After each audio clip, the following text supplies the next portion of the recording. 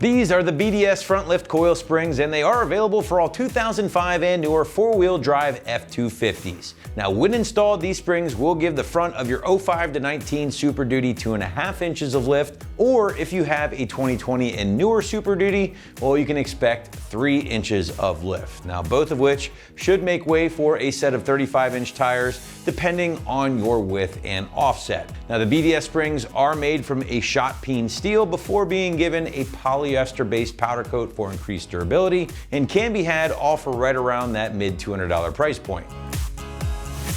So big features here will be the big front end lift you can expect for your 05 and newer four-wheel drive Super Duty. Now again guys, I want to remind you that BDS says the lift may vary depending on your year range, so listen up. BDS tells us that all 05 to 19 trucks will again expect 2.5 inches of front end lift, while the 2020 and newer trucks can look forward to 3 inches of front end lift, and again both of which should make way for a 35-inch tire on your F-250 as long as the offset really isn't too gnarly. Now, this front end lift will also contribute to a more leveled appearance after the install, which is going to be great for owners who are really trying to achieve that nice level look. Moving into construction, and BDS really is proud of their chrome silicon steel construction. That steel is also shot peened, which increases the overall strength of the material while also allowing for maximum wheel travel, but without compromising the life of the spring. Finally, BDS does utilize a polyester-based black powder coat, not only to keep things looking good for years to come, but also allowing that powder coat to have a little bit of flex, some durability, so it doesn't chip off again over the years. Now, last but not least, guys, the BDS springs are going to be backed by a limited lifetime warranty, just in case you ever run into any issues. Price point for the BDS springs will live around that mid to high $200 ballpark here, which does put these springs in line with other spring options for your Super Duty from companies like Rough Country or Skyjacker, but at the same time, these are more affordable than options from companies like Carly or Camberg. So regardless, feel free to check out the rest of our selection here at AT before making your final decision. All right, last but not least, let's talk install. And the site's gonna call this a solid 2 out of 3 wrenches on the difficulty meter, taking you at least 2 hours to complete from start to finish. Now, to give you a better idea of how this one might go down in the garage or driveway at home, let's throw it out to the shop for our detailed walkthrough and tool breakdown. For this install, you will need a breaker bar or various ratchets, various impacts, 13, 15, and 18 millimeter sockets, clip removal tool, and also not shown here is a jack and jack stands. What's up guys, today we're going to be doing a leveling kit on our F-250, but before we get started we're going to send you to watch a quick video on how to remove your factory setup, and we'll see you when you get back. First thing we're going to do is make sure we have our truck secure and safe. I jacked it up. We have it on a lift right now, but I do have a jack underneath the center of the rear, which you're going to need to do after you get it jacked up and supported, however you're doing that. If you're doing this in your driveway, you're going to want to use jack stands. So what I did was I have it on the lift here. I have a jack under the center of the rear to hold the rear up, because we're going to be loosening the suspension up so we can drop the rear down so we can remove our coil springs. So you want to just make sure you jack it up high enough when you put your jack stands under. That way you can get your jack in the center of the rear. And then we'll start removing our suspension here. We'll start by removing our brake hose, our shock, our sway bar, and then we'll be able to take our jack and start lowering the rear down. So let's jump into this and we'll start removing our upper bracket here for our brake hose. So first thing we're going to do is remove this 13 millimeter bolt here. I'm going to take my 3/8 gun with my 13 millimeter socket, remove this bolt right here. And once we get that bolt out and removed, we'll be able to drop the brake hose down. And you're going to want to repeat this same procedure on the other side, because it's going to allow us that both sides are going to have to be undone so that we can drop the rear out. So now we're going to remove our shock bolt right down here. I'm going to take a breaker bar with an 18 millimeter socket and break this loose. It is on there pretty tight.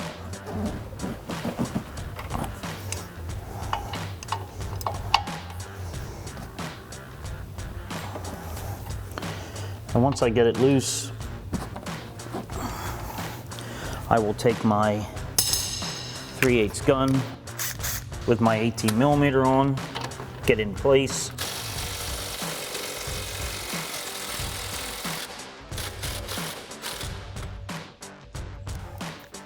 And then I'll ratchet this the rest of the way out. I'm gonna take my 1/2 inch drive now with my 18 millimeter on it and just ratchet this out the rest of the way.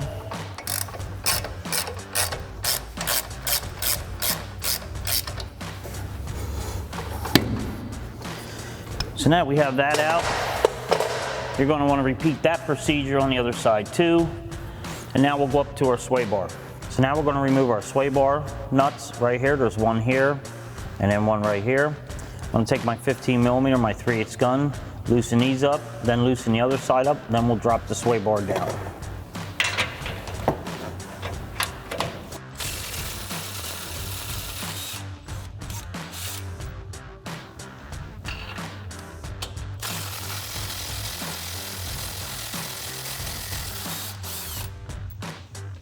So now you're going to want to repeat that on the opposite side.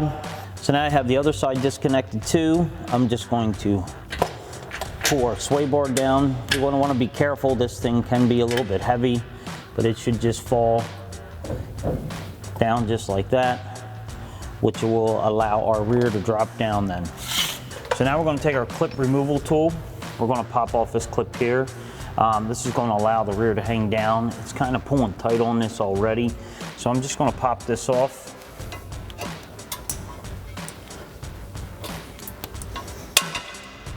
Pretty much like that. Get that out of the way.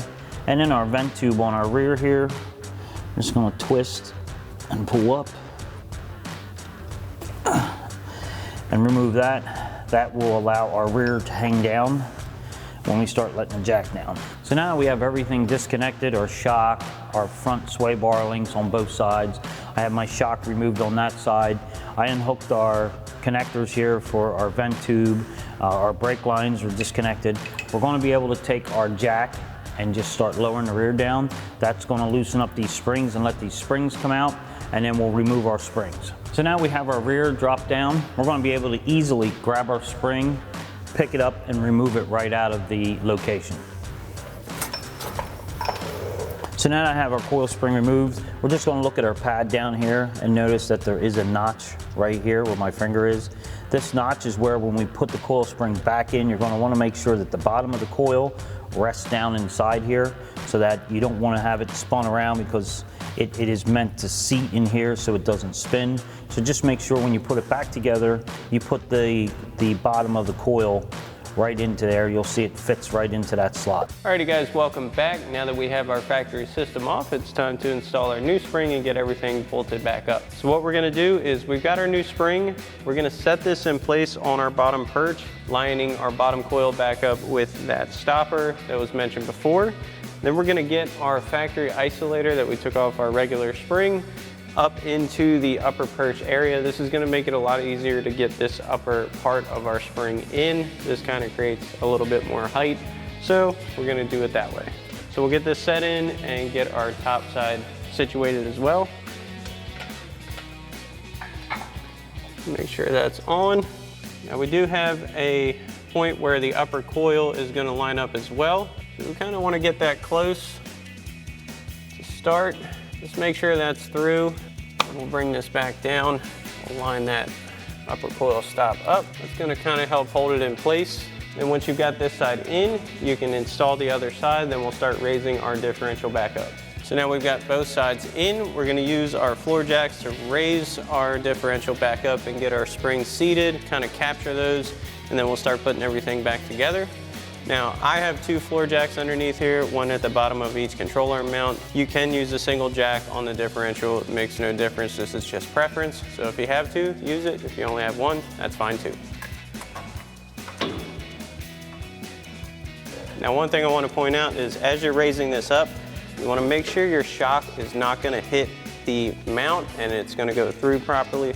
That will prevent you from being able to raise this up all the way. All right, so we've got our differential jacked up a bit, enough to capture our springs, as you can see.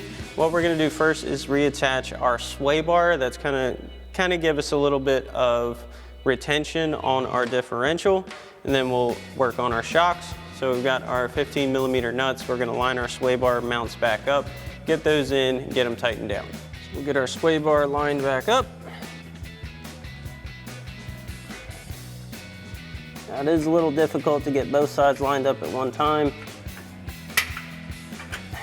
Once you get one side in, you get your nuts installed loosely.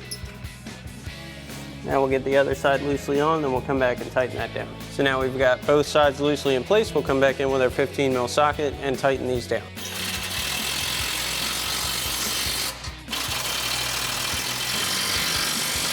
Now we can reinstall our brake line bracket. So we've got our 13 millimeter bolt. We'll get this line back up. Get our bolt started. Get our 13 mil socket and tighten that back down. And you can do the same thing for the other side. Now we're gonna leave this line loose for now because it's gonna be too stretched out to clip back in there.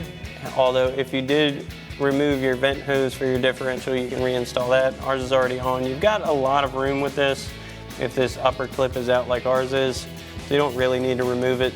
All right guys, so as far as reattaching the bottom shock mount, what we're gonna do for safety reasons is reinstall our wheels and lower this down under its own weight to get these lined up.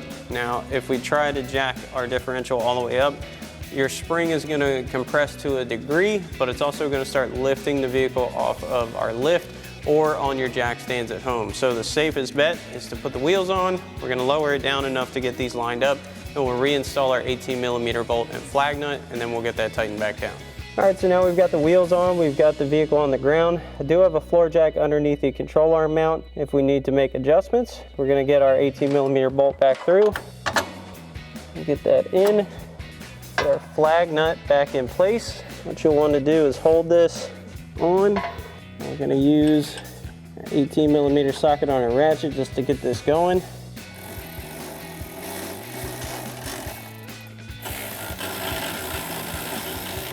Now once you've got this side on, you can repeat this same process for the other side, and always remember to torque your hardware back down to the manufacturer recommended specifications. Alrighty folks, that about wraps up our review and install of our BDS 2.5-inch front lift coil springs for your 05 to current 4-wheel drive F-250 and F-350 Super Duty. Thanks for watching, and as always, for everything F-250, keep it right here at AmericanTrucks.com.